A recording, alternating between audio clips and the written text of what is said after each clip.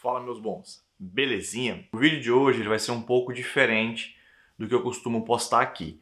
Geopolítica não é algo que eu costumo publicar no meu canal, embora seja algo que faz parte dos meus estudos aqui na Itália e algo que eu também me interesso muito. Mas o que acontece? Eu acordei hoje com várias pessoas me mandando mensagem, tanto no WhatsApp quanto no Instagram, perguntando o que está acontecendo na Rússia. O que está acontecendo aí na Europa? A gente vai ter uma guerra mesmo de proporção mundial ou não? O que está acontecendo? Parte dessas pessoas, elas sabem que a minha namorada ela é russa, ela mora em São Petersburgo, né, na Rússia. Então eles ficaram preocupados, queriam saber se ela estava em segurança, se está tudo bem com ela, qual é, né, o que ela vê, o que está acontecendo, qual é a opinião dela sobre isso. E eu não vou falar da opinião dela, né, eu não vou falar sobre ela, porque há muito contraste, há muita pessoalidade, ela sente na pele porque ela é russa, então aquilo que está acontecendo é conflito russo. E eu decidi fazer esse vídeo porque muitas pessoas também que me seguem, que seguem aqui no canal, eles não têm um contato comigo e eu acredito que eles tenham interesse em saber sobre isso também, porque é algo que está sendo noticiado no mundo todo, então eu acredito que eles queiram saber, né? Que eles queiram saber o meu posicionamento, porque sabem que minha namorada é russa, sabem que eu já fui para a Rússia, que eu visitei aquele lugar, que eu visitei aquele país. Então eu acho que é um vídeo que eu vou trazer um pouco da minha opinião, do que eu já sei, do que eu estudei, do que eu vi, do que eu conversei, porque assim, eu tenho eu tenho a minha namorada russa e tenho um grande amigo ucraniano, que eu conheci na viagem que eu fui para Malta. Eu meio que tô nos dois lados da situação, né? Eu não, né? Eu tô na Itália, então eu não estou vivendo a situação, mas de forma histórica, informativa, eu consigo ouvir os dois lados do que está acontecendo. Esse vídeo não estava planejado para poder sair hoje, não fiz roteiro, então esse vídeo ele vai ter muitos cortes, pauses, porque assim, como eu falei, eu não estava planejando, eu acordei esse tanto de mensagem, nem tomei café ainda, então minha voz ela tá um pouco rouca, embargada assim, né? Porque eu acordei e vi esse tanto de mensagem e falei, não, vou fazer um vídeo porque aí todo mundo fica sabendo o que está acontecendo. Então vamos lá pro vídeo. Geralmente a gente tenta entender as coisas como um lado certo e outro lado errado. Sempre que a gente lê um livro, a gente vê um filme, sempre tem aquela ideia, né? O vilão e o mocinho, o lado bom e o lado mal. Então a gente costuma entender as coisas nessa dicotomia, nessa dois pontos. Um tá certo, se um tá certo, o outro tem que estar errado necessariamente. E assim, algumas coisas realmente são assim, né? Algumas coisas elas têm, a gente pode aplicar essa dicotomia. E eu acredito que este conflito em si é um pouco complicado você entender o certo e o errado, porque são realidades completamente diferentes da nossa.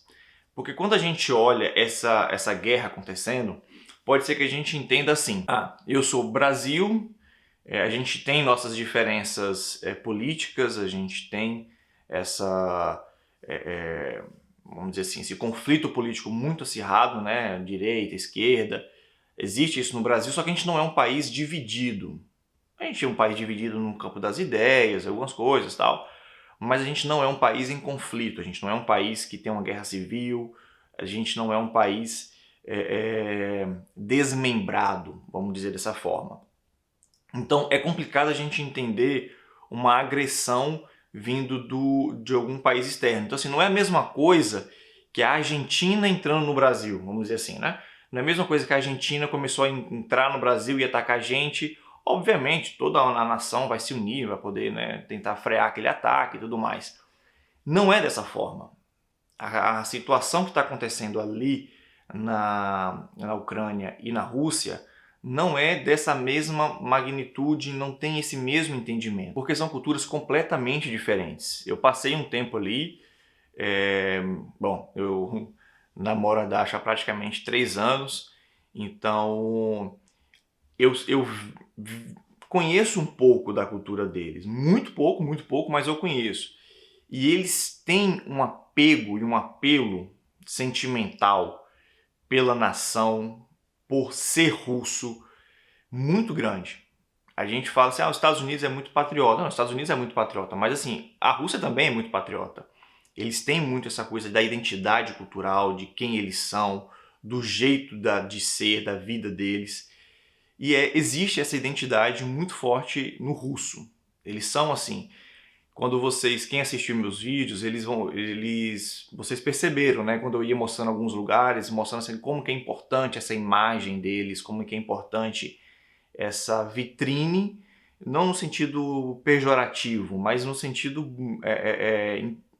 vamos dizer assim, interessante, né? No mínimo assim, interessante, de mostrar quem eu sou. Essa é a minha identidade. Então os russos, eles têm isso.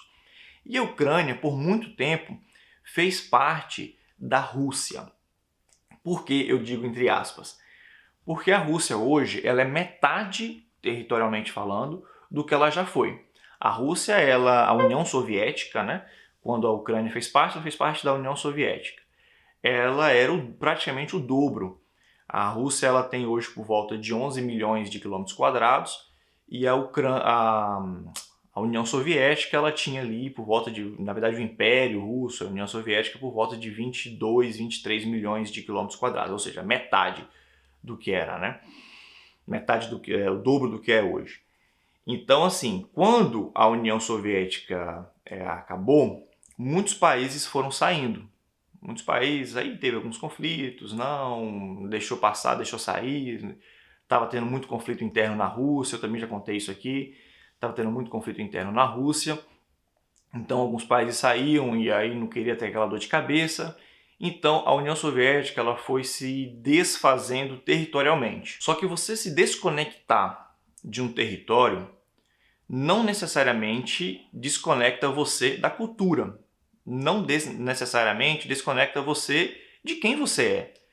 A gente está falando de limites geográficos, limites territoriais e que envolvem questões políticas e não necessariamente a cultura do povo, não necessariamente a mentalidade do povo. E a dissolução da União Soviética tem pouco tempo.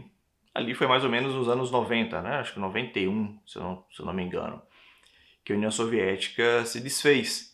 Então a gente não está falando de uma coisa de 200 anos atrás, de 100 anos atrás, a gente está falando de pouco tempo atrás.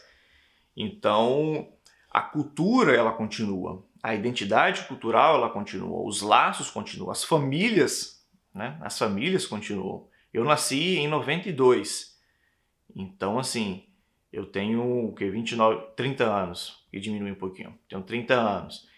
Então, assim, é como se eu tivesse primos ali, irmãos, por que não, tios, avós. Então, existe uma geração em união ali na Rússia e na Ucrânia. E se existe esse contato ainda, mostra que você não muda uma cultura, uma geração dessa forma. Então, territorialmente, eu estou querendo dizer, territorialmente, eles não são mais conectados, eles não são mais vinculados, eles são conectados territorialmente, mas eles não são vinculados politicamente, mas culturalmente eles são extremamente conectados. São primos, parentes, como eu falei. E o que acontece? Né? Eu dei esse geralzão assim para vocês entenderem um contexto histórico. Vou entrar agora na questão política da Ucrânia e um pouco também da Rússia e União Soviética. O que acontece? Por que está existindo esse conflito entre dois primos, entre dois, por que não, irmãos? Bom, eu fico tentando traçar uma linha para poder ser o mais didático possível. E é um pouco complicado, porque é muita confusão, é muita informação, assim. Bom, a gente vai partir da Ucrânia, ali por volta de 2014, mais ou menos, 2010, 2014. O que aconteceu? Eu tô com, acho que é Lukashenko? Eu esqueci o nome do presidente, mas enfim. Ali por volta de 2010 para 2014, teve as eleições na Ucrânia, teve um presidente eleito, e esse presidente, ele começou a ter ele teve um laço muito forte com a Rússia. Ele não queria tanto contato assim com o Ocidente, que seria a Europa, Estados Unidos, e começou a ter um laço maior com a Rússia. Então visualize isso, um presidente, ele é eleito, legalmente eleito, e aí ele começa a ter um laço maior com a Rússia. E bom, é normal, acontece. Tem gente que, né, pode querer mais os Estados Unidos, tem mais querer a Rússia, mais a Europa, querer a Ásia. Enfim, E no caso desse presidente, ele tinha um laço maior com a Rússia e menor com o Ocidente. Esse presidente, ele acabou criando muito conflito, muito atrito dentro da nação. Por quê? Porque a Ucrânia ela já vinha com muitos problemas econômicos. Já havia muitos problemas financeiros, corrupção, a corrupção assim, batendo no teto. Não é só o Brasil que tem corrupção não, viu? Aqui para fora também tem muita. E aí era um país instável, era um país com problemas já na sua base. E esse presidente, ele negou, né, vamos dizer assim, ele negou uma aliança com a Europa e fez uma aliança com a Rússia. Isso criou uma insatisfação muito grande com um público, né, com o cidadão ucraniano. Parte dos cidadãos ucranianos eles não queriam mais esse vínculo com a Rússia e queria vir agora para esse mundo da Europa, União Europeia, Estados Unidos, eles queriam ter, né, eles tinham essa vontade. Nesse conflito começaram a acontecer muitas manifestações. E aí uma repressão do governo muito violenta, guerras, assim, não chegou a ser uma guerra na verdade, chegou conflitos violentos, né, gente morreu. Então não foi uma coisa bonita que aconteceu ali. E o governo, esse presidente, ele sofreu um golpe, foi deposto e um novo líder surgiu. Nisso, quando aconteceu esse tipo de evento, né, esse golpe, esse presidente fugiu para a Rússia e o resultado disso foi um conflito interno, ainda maior do que já estava acontecendo. Esse conflito interno que aconteceu porque aquilo que eu falei antes, existia uma identidade cultural russa presente ali. Existiam muitos russos que se identificavam russos ainda morando ali. E aí surge um novo presidente, através de um golpe, que não quer esse contato com a Rússia mais. Ele quer agora um contato com o Ocidente, com a União Europeia, com os Estados Unidos, e começa a criar empecilhos e, vamos dizer assim, boicotes contra a Rússia. Por exemplo, criou-se, né, o parlamento, eu falo parlamento, mas acho que é congresso lá. Enfim, os políticos, vamos chamar assim, os políticos da Ucrânia decidiram que, né, é um exemplo de uma das leis que eles criaram, era proibido falar qualquer idioma que não fosse ucraniano em repartições públicas. Era proibido você, por exemplo, falar russo. Você tinha que falar ucraniano, você não podia falar russo. E isso criou uma insatisfação muito grande. Por quê? Porque eles têm essa identidade, reforçando, eles se veem como russos, né, também, eles têm essa ligação, e aí entra um governo que fala, não, agora você não pode mais falar russo aqui. Você pode falar lá na sua casa, tudo mais, mas se você entrar na repartição pública, você tem que falar ucraniano, e se você falar russo, você é punido, você tem que pagar uma multa por estar falando uma língua que não é ucraniana. Ou seja, qual é a ideia disso? A gente tem que tentar entender o porquê que fazem as coisas, que ninguém faz nada por acaso, né? A ideia era você completamente desvincular da Rússia.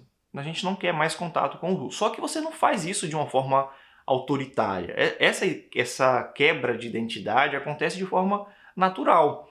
Você não pode impor um povo que se vê como culturalmente falando, tem uma identidade cultural, e simplesmente não aceitar mais aquilo e impor, né, medidas de sanções, vamos dizer assim, né, que está nessa moda agora falar sanção, contra as pessoas que não falam aquele idioma, que não querem seguir aquela cultura ou que seguem aquela cultura. É como se no Brasil hoje falasse, olha, se você falar, vamos dizer assim, uma identidade, já que o meu canal fala muito da Itália, você que é italiano, que está no Brasil, se você falar italiano, a gente vai punir você, porque você está falando italiano. Não, mas é uma comunidade, eu vim para cá agora, tem pouco tempo, não sei o quê. Não, aqui no Brasil você só fala português. Se você falar italiano, você vai ser punido. Então, assim, você cria um choque com a população que, em parte, gosta da Rússia e outra parte gosta do Ocidente. E por que eu estou contando esses detalhes? Porque eu estou querendo mostrar para vocês como que o caldeirão ele foi esquentando. O que fez esse caldeirão começar a esquentar. Nesse conflito, nessa série de conflitos que vieram acontecendo, surgiram os separatistas. Pessoas que falam assim, não, eu não quero mais esse tipo de governo, eu não aceito esse governo, e agora a gente vai lutar contra esse governo. E parte desses separatistas, né, uma união desses separatistas, se estabeleceram ali na região de Donbass. São dois nomes, eu vou deixar escrito aqui, não vou me aventurar a falar os nomes, porque para mim é muito complicado, trava a língua, mas vou deixar escrito aqui os dois nomes. Que é, que é a república as repúblicas que o Putin acabou de reconhecer. Pois bem, esse é o contexto geral da Ucrânia. Né? Como que a Ucrânia chegou nesse ponto de ter um conflito, uma guerra civil, separatistas e tudo mais. No contexto da Rússia, o que acontece? A Rússia, quando aconteceu ali a dissolução da União Soviética, na verdade antes da dissolução da União Soviética, para poder parar com o avanço socialista, na verdade, assim, para poder acabar com a ideia socialista,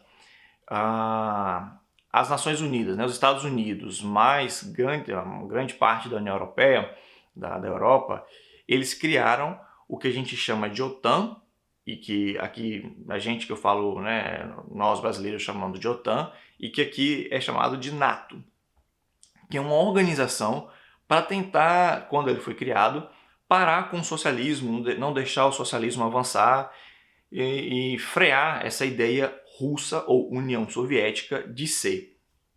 E aí eles criaram essa união, que acaba sendo uma união militar. E o que é essa NATO ou OTAN hoje? Ela é mais ou menos assim, resumindo bem, e o que interessa mesmo.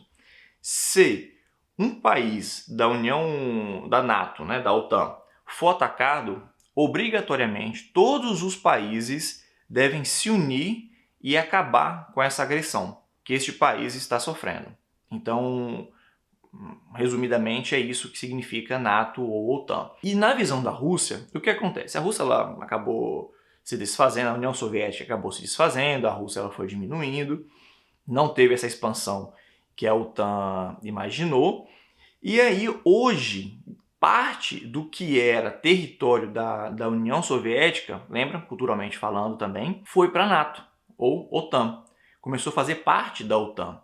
Por exemplo, Lituânia, Polônia, Eslovênia, e acho que foram 4 que fizeram parte, estão fazendo parte. Eu esqueci, acho que são 4, mas o último eu esqueci. E 2 desses países, eles fazem fronteira com a Rússia.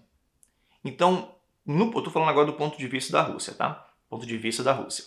Imagine assim, você tem um país, tem a sua cultura, e parte do que já foi parte da sua nação e da sua cultura, agora fazem parte de um tratado que visa boicotar a sua cultura, boicotar a sua nação.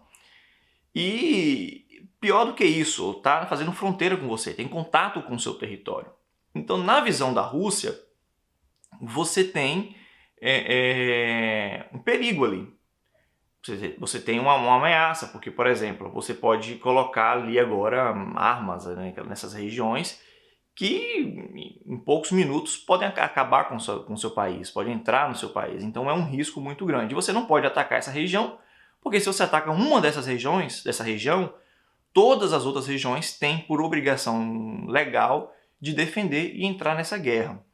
Então, na verdade, o que aconteceu foi a OTAN vindo em direção à Rússia, e não a Rússia indo em direção à OTAN como eles imaginavam.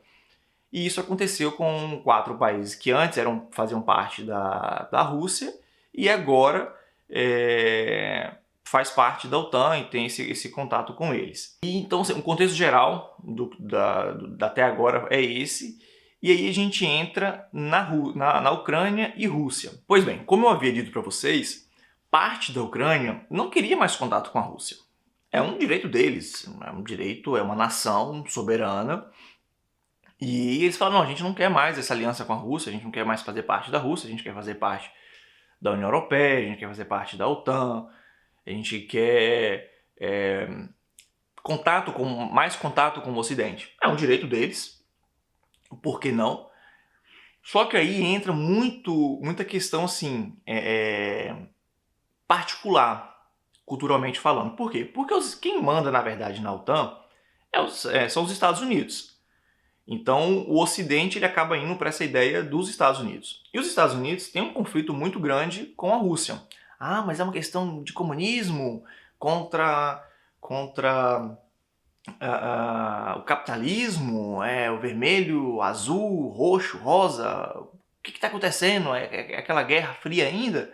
É uma guerra fria, só que não tem nada a ver com esse negócio de socialismo, comunismo. Isso aí não é isso. A questão é que o que os Estados Unidos produz e o que a Rússia produz, os dois produzem coisas muito semelhantes, né? Eles têm uma fonte de renda muito grande com gás, petróleo e armas.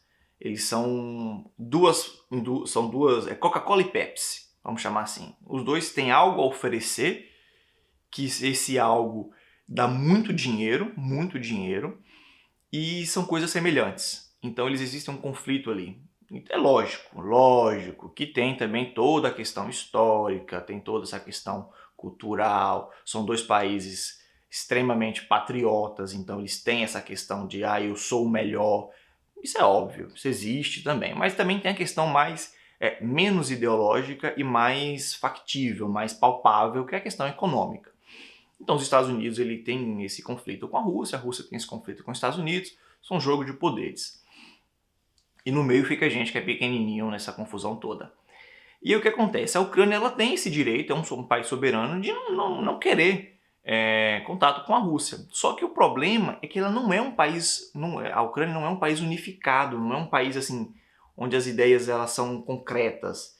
É um país muito instável, muito volátil e que tem muito um público assim que tem uma paixão muito grande pela Rússia também, tem um contato muito grande com os russos e que não querem sair da sua terra, porque eles entendem que aquilo ali é onde eles moram, é onde eles vivem, eles cresceram ali, tem esse vínculo com a sua região e também se identificam como russos, ou seja, é o direito deles, é a liberdade individual. E aí esse grupo que não quer contato com os Estados Unidos, eles foram se unindo ali e tudo mais. Essa união virou esse conflito bélico que eu comentei mais cedo, e nessa região de Donbás existe muito russo mesmo, reconhecido russo. E Putin pegou e falou, a gente vai proteger essa nossa turma, a gente vai proteger nosso povo.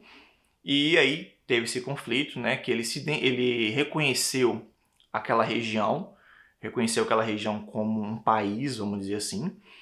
E aí ele enviou, né, o Putin enviou tropas para a região de Donbás. Para o cenário internacional, a Rússia está invadindo a Ucrânia. Deixa eu ver se eu estou gravando ainda, porque eu falo tanto que eu até esqueci. Mas enfim, para a comunidade internacional, a Rússia está invadindo a Ucrânia.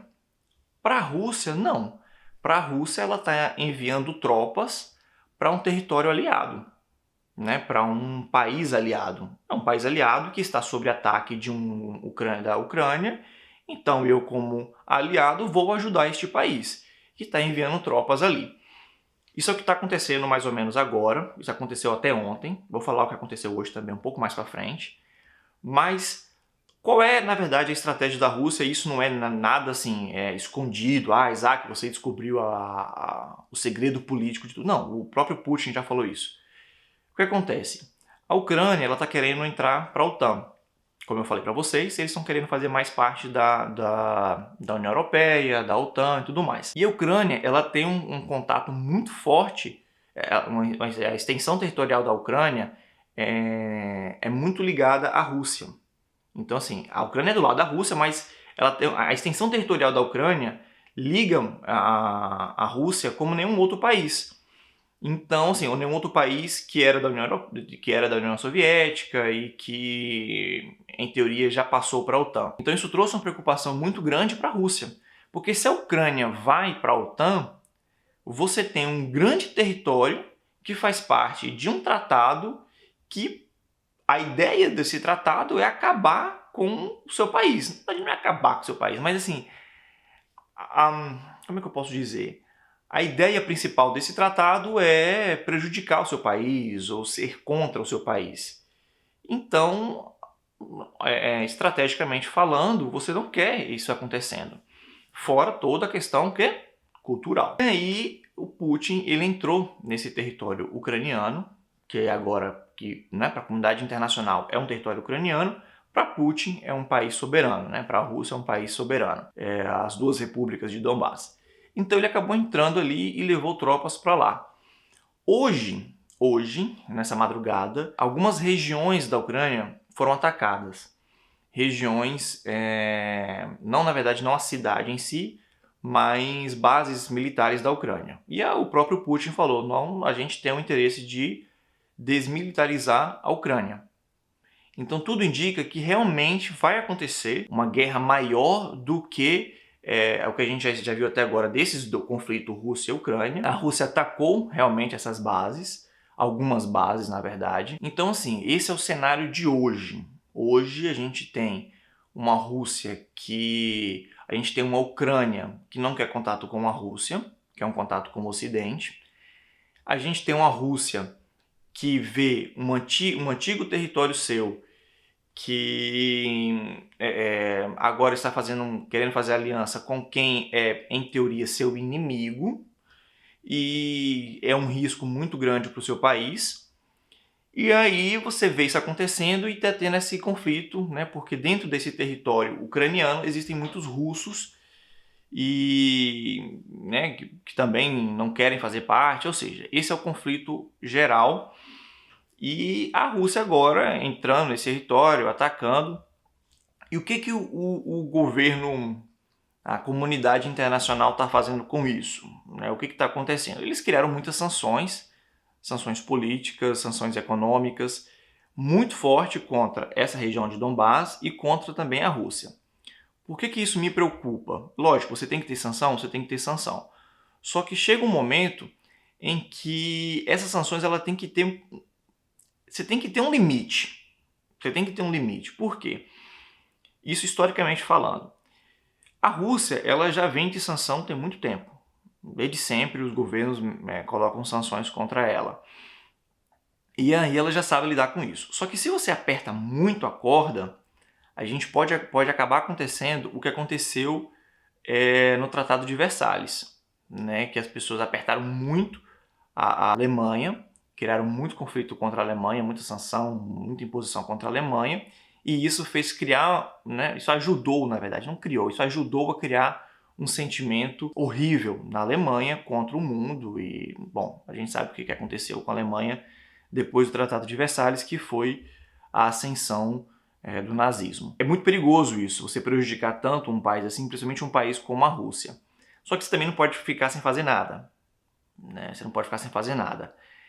Enquanto a Rússia estiver na Ucrânia, é muito, muito improvável que vire uma guerra mundial. Muito improvável, porque os países eles não vão querer entrar em uma guerra para defender a Ucrânia.